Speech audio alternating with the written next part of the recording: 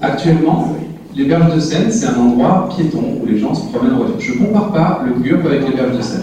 Je sois bien d'accord. Les Parisiens sont contents d'ailleurs. Mais bon, si vous voulez mettre sur entendu, vous pouvez. Mais en tout cas, nous, on pense que mettre une voiture, une automobile, ce qui est quand même une des responsables du réchauffement climatique et du changement climatique en tête de plage, eh ben, ça nous pose problème. Vous n'appréciez pas trop ça, je comprends, c'est votre opinion, mais en soi, les gens ici, eux, ils sont contents d'aller sur ce parking. Mais, oui, bien entendu, mais ça, mais le positionnement de l'automobile, on ne l'a pas enlevé de la plage. S'il vous plaît, mais vous le contrôlez, c'est finalement dans le futur qui aura la main dessus, et donc en quelque sorte, ça nous met dans une situation difficile. Alors que là, actuellement, on a accès au mer en voiture, et bon, je vois bien que ça ne vous plaît pas, mais les gens ici, qui s'appellent. Et je pense qu'il y en a beaucoup.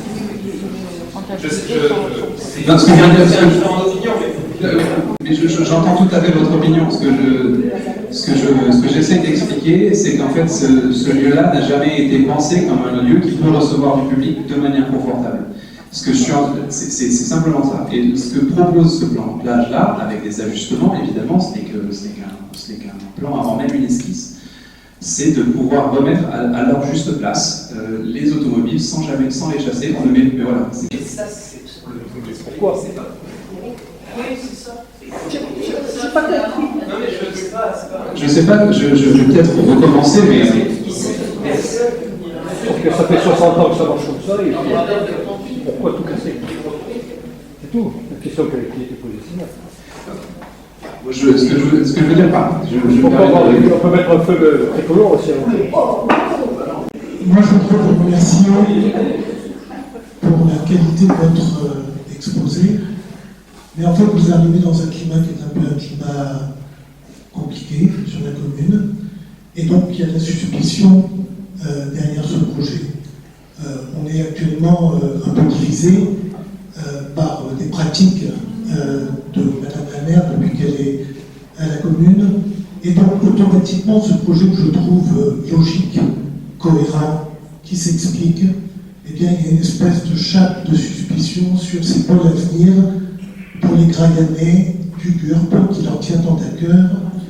Et d'ailleurs, vous avez pris beaucoup de précautions au départ, à plusieurs reprises, pour dire qu'il n'y a pas question de toucher à cet endroit magique, etc. Et je crois qu'en fait, actuellement, les projets sont plombés par de la suspicion, par un manque de communication, par... en fait, dans une commune qui devrait être paisible, où on devrait pouvoir échanger, et y compris ne pas être d'accord les uns avec les autres, se sauter à la gorge. Actuellement, il y a un climat qui n'est pas du tout dans cet esprit-là. Et malheureusement, votre présentation qui est brillante, elle tombe dans ce climat. Et moi, je vous félicite de tenir le coup et d'arriver à tenir la parole, parce que je crois que vous n'êtes pas aidé par ce qui se passe dans la commune actuellement, et je le regrette. Je m'étais juste posé des questions, puisque le micro est là pour poser des questions. J'étais assez d'accord sur le fait, quitte à le faire, pourquoi pas le faire d'un seul coup. Et si le projet est pertinent, il faut y aller. Et ma question, c'est combien ça coûte? Et du coup, quelle est la retombée pour les Graillanais, d'accord? Et de quelle manière ce petit coin de paradis très nature va être aussi mis à l'épreuve de l'économie et de la recherche de finances?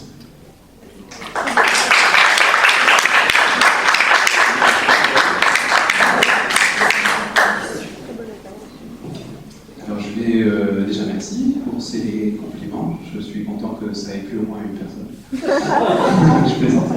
Je suis sûr que ça a plu au moins à 2 personnes. Mais vous pouvez me rajouter, ça fait 3. Voilà, super. Entre cyclistes, on s'entend bien. Oui. J'aime votre humour et votre troisième degré. Bien sûr. Mais donc, combien ça va coûter? On a estimé une enveloppe totale de travaux hors taxe. Attention, vous êtes c'est bon. Vous avez votre ceinture de sécurité. Aux alentours de 3 millions d'euros. Ça paraît beaucoup, mais sachez que quand même, ce genre de projet-là, Ce genre de projet-là, si je peux amener un petit peu de nuance, je vais parler sous contrôle de Martin, il y a énormément de financement du département, de l'État, de la région, de l'Europe et énormément de partenaires. Et pas tant que ça, en fait. Pas tant que ça. Si c'était fait d'un seul coup, la version 2030, quelles économies ça fait? Parce qu'au moment, je vais en profiter juste. Sur la question du partenariat, il y a des financements qui ont servi pour la réalisation d'études et on espère avoir des financements pour la réalisation des travaux. Sauf que ces financements, ils sont conditionnés aussi. L'État a ses prérogatives, la région a ses prérogatives, le département a ses prérogatives. C'est pour ça aussi qu'on est sur ce projet-là. Je réagis par rapport à la réflexion sur pourquoi vous ne laissez pas faire. Voilà. Si on laisse faire le projet comme vous éventuellement le souhaitez, vous nous l'avez montré, le projet vous allez le faire tout seul.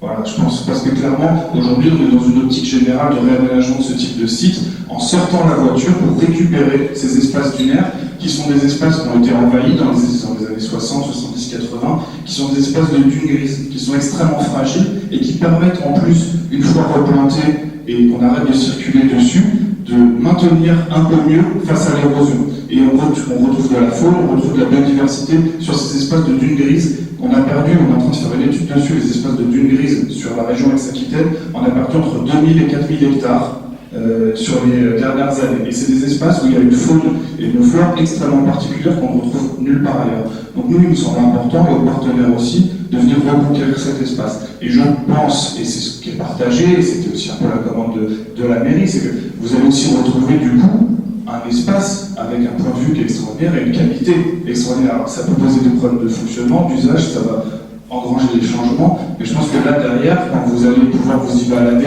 dans quelques années pour aller le soir déjeuner, sortir de la plage, vous allez vous retrouver au calme, sur cet espace de point de vue, aller à pied au commerce tranquillement, faire courir les enfants. Enfin, je pense que ça va complètement changer du fonctionnement actuel. Alors, il faut réussir à se projeter, c'est un changement, c'est difficile, mais voilà, et après, ce projet, comme le disait Guillaume, là on est à l'étape de plan guide, d'esquisse, il va encore bouger, il va encore évoluer, c'est un projet sur le long cours, voilà, c'est important.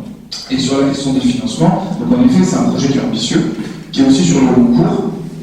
Là on a une première enveloppe d'estimation en effet autour de 3 millions d'euros.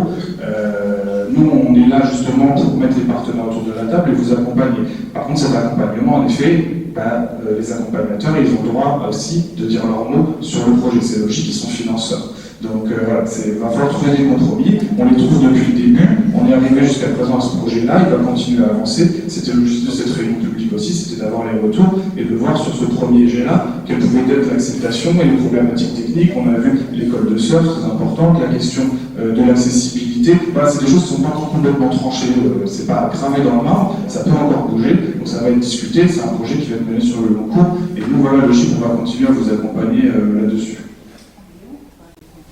Dans l'horizon 2030, le parking comme il est là, la laverie qui a été rachetée par la commune, aura quel rôle?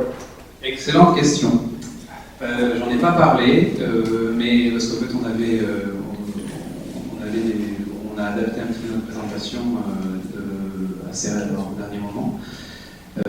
Ça a plutôt vocation à une maison du mur, en gros un lieu de sensibilisation au milieu dunaire, à sensibilisation à la sécurité dans la baignade, et un lieu avant tout également pour se rassembler les Graillanais.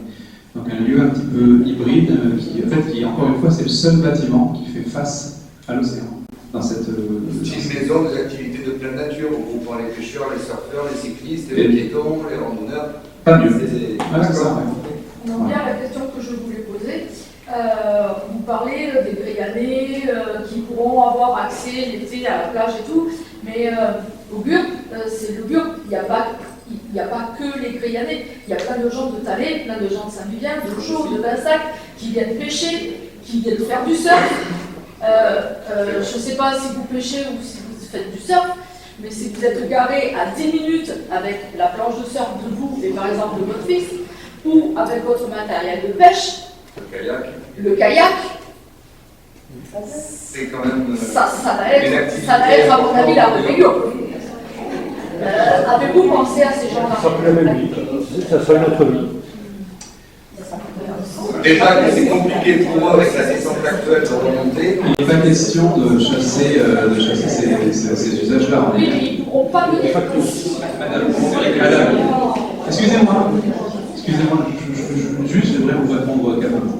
Voilà, il n'est pas question de chasser ces usages-là. Évidemment qu'on n'interdit pas un dépose-minute. Évidemment qu'on n'interdit pas à des gens de venir poser leur planche à tel ou tel endroit et d'aller se garer après en arrière.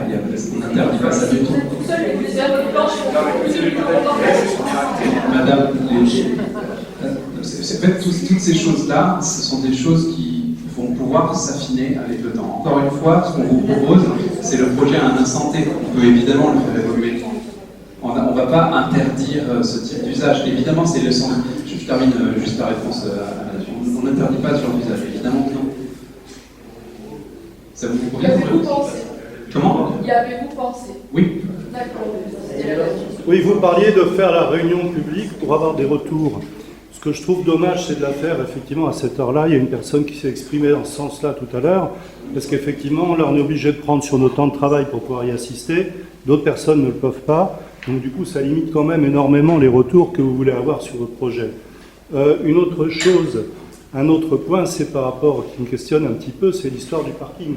Et apparemment, ça questionne pas mal de gens dans la salle, c'est-à-dire que l'histoire du rétro-parking, ok, on va avoir un parking près du GURP préservé, mais vous disiez tout à l'heure qu'au final, ça va être réservé pour les PMR, les personnes à mobilité réduite.